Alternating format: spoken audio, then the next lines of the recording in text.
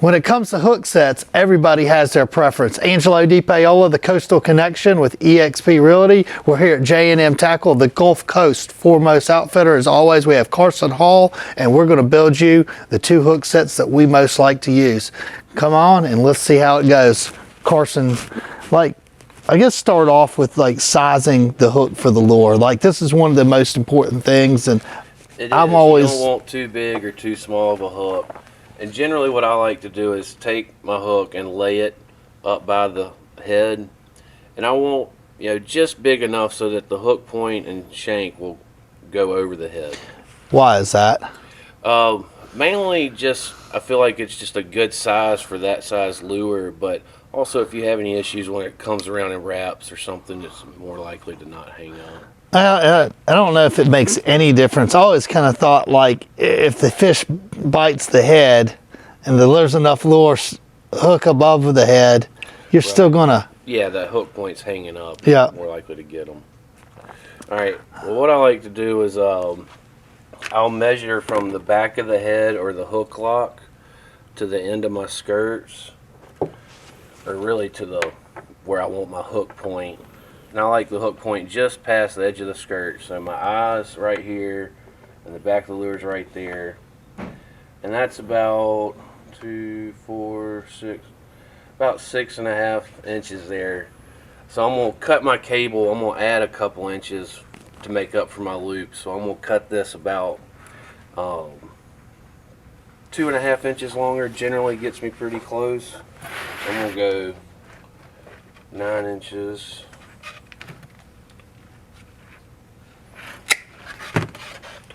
And on this cable, I use 700 pound 49 strand cable. Offers good flexibility, so it doesn't want to work harden and vibrate your hooks off. And as always with a crimp, leave a little bit of tag end poking out. Now when I put it in my swagger, pull it down and get your loop. You don't want it real tight on there, but you don't want it real loose either.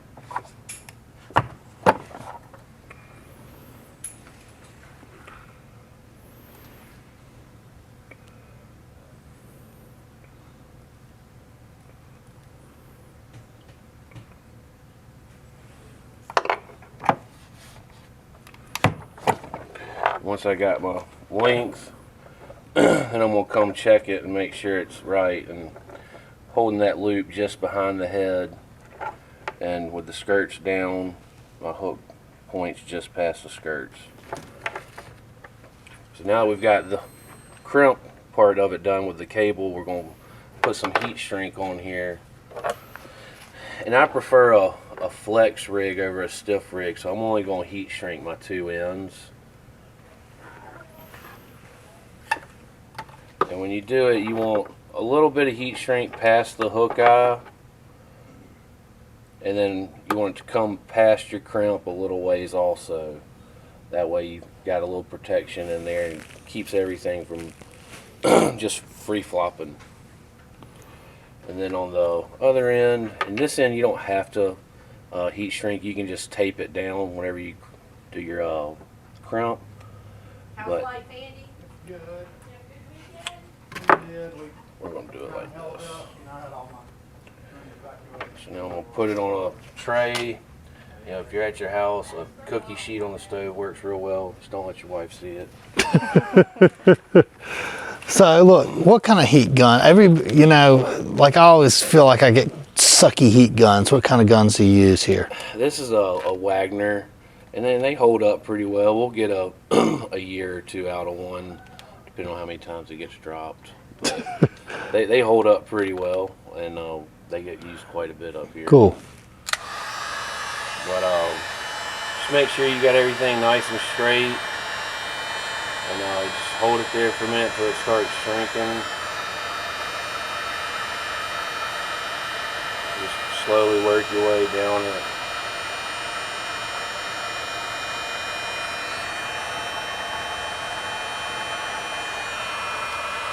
And after you get one side done, I'll flip it over and do the other. Just make sure it's consistent all the way around. You know, I love the clear tubing, heat shrink tubing for this, because you can see if you're having any compromise in your crimp, in your wire. I'm the same way. You can see if stuff's starting to get corroded in there. And once I got that done, I'll pull on this and make sure that cable is centered up, and let it cool off so that my hook rig stays nice and straight. You can kind of rub it a little bit. You know, you got time, you just let them sit there and cool. But when you sit them on a table, they'll kind of bend a little bit. You can put another hook underneath here or something to keep it straight. Okay, I love that. That's a great tip. This one's cool enough now that it's ready to go in. Now, if you want to do a double hook set, what we'll do is we'll build one in just a minute, but you'll heat shrink this, and then you'll slide your second hook on and put the heat shrink over that hook.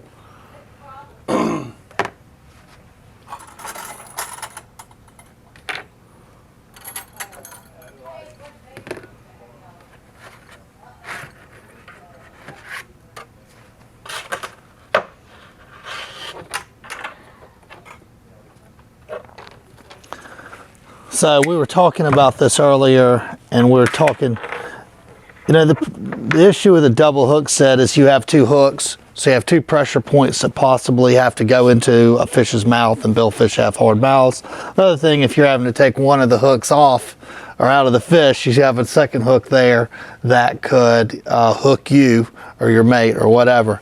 But these are good hook rigs. A lot of people like them, but we're talking, tell them a little bit the reason between the 7691 and the 7792, right? Right, there's 7732. 32.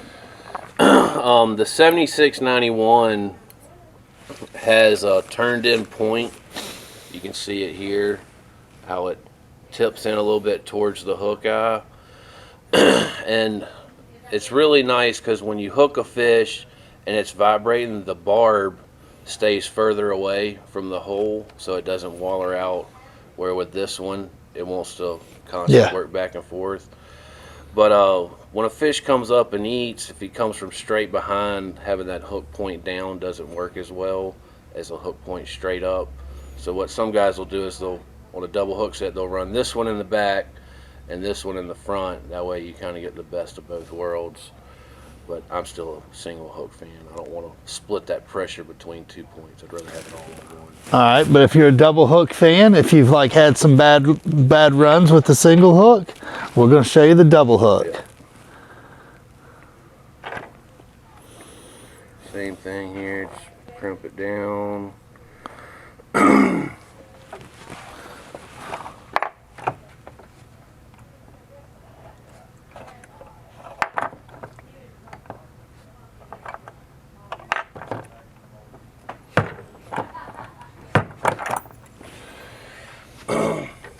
And on this one, my single hooks always do my hook eye kind of in line with the hook. But on a double hook sets, I do it perpendicular. That way the hook eyes line up.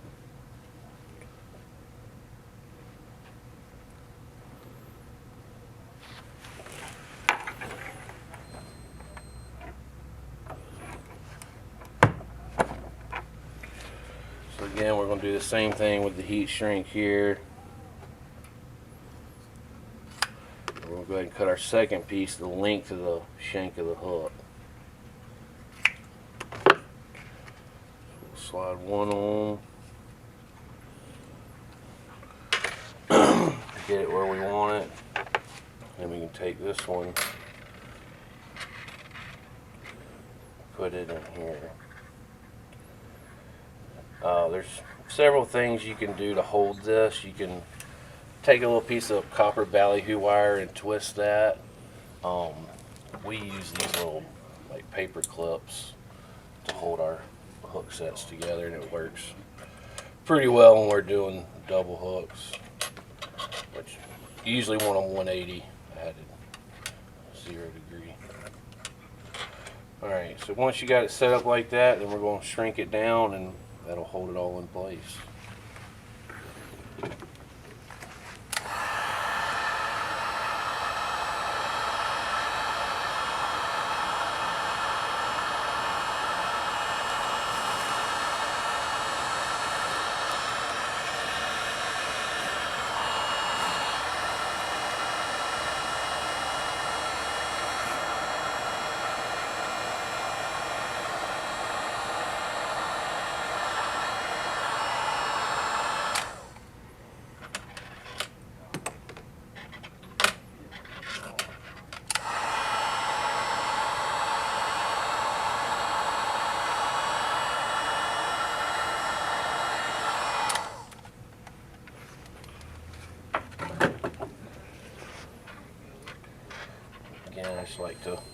make sure I got everything straightened, sitting together, and then let it cool off for a minute.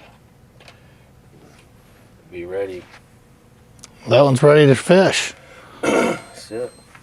Well, dude, appreciate it. I hope you guys, as always, picked up some knowledge. Remember, keep some fish for the grandkids. Keep your trash out the splash. If you need tackle tips, if you need rigging from anything from outriggers to rods and reels, come see Carson and the crew here at J&M. If you ever need real estate needs, hit me up, DM me, Angelo DePaola at thecoastalconnection.com, or give me a call, 251-279-0099. Thank you, and we'll catch you next time.